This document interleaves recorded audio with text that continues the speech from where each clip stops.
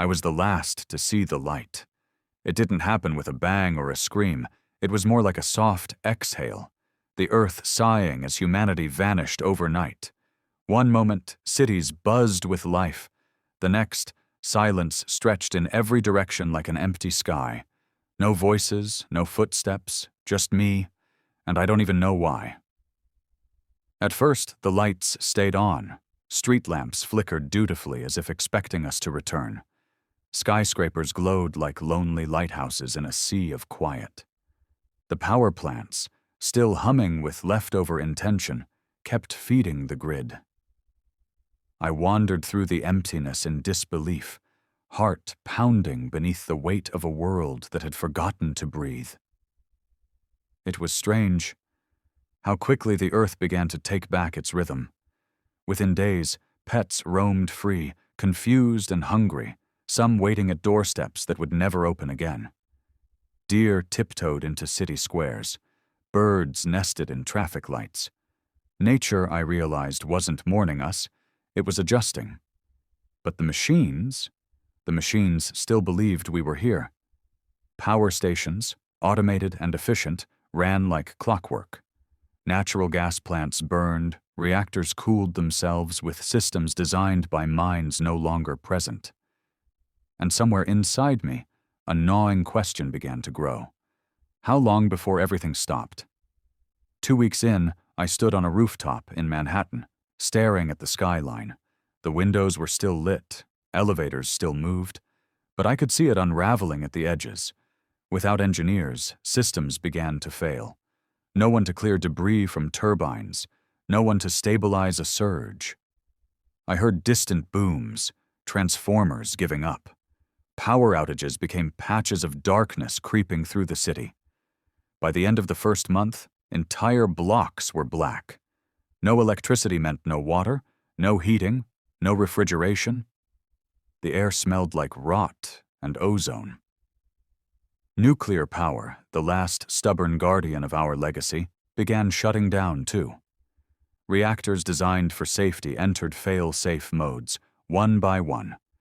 Their lights blinked out like dying stars.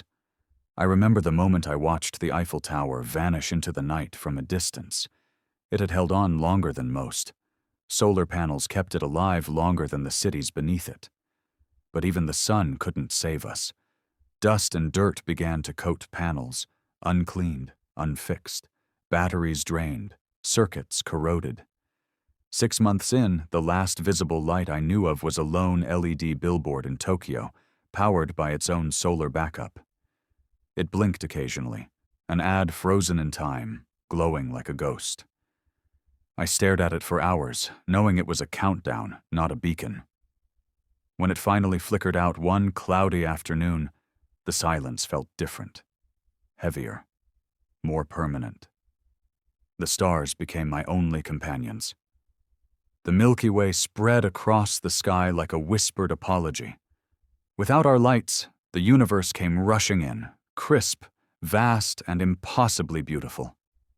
I never knew the night could feel so alive, or that I could feel so small. Now, it's just me. The last flicker of awareness in a world that doesn't know what it's lost. I walk through forests growing through highways. I see vines choking gas stations and flowers blooming from office chairs. And sometimes I think I hear voices, but it's only the wind threading through broken windows, pretending. This is the world without us. A place where our lights went out, one by one. Not all at once, but like falling dominoes, each loss echoing the absence of hands that once flipped switches, typed emails, cradled children. And as the darkness closes in, I don't fear it anymore, because maybe the earth needed the quiet. Maybe the stars needed their stage back. And maybe the last light wasn't electric after all. Maybe it's this memory, my voice, still glowing somewhere, even if no one's left to hear it. If you're still here, if you're still listening, then let this story be more than just a thought experiment. Let it be a reminder. We build, we create, we light up the night, but we are not invincible. Our legacy isn't measured in how bright our cities shine, but in how deeply we care, how wisely we live, and how well we protect the world we call home.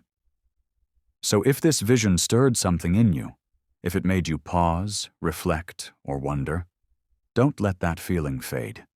Share this story. Talk about it.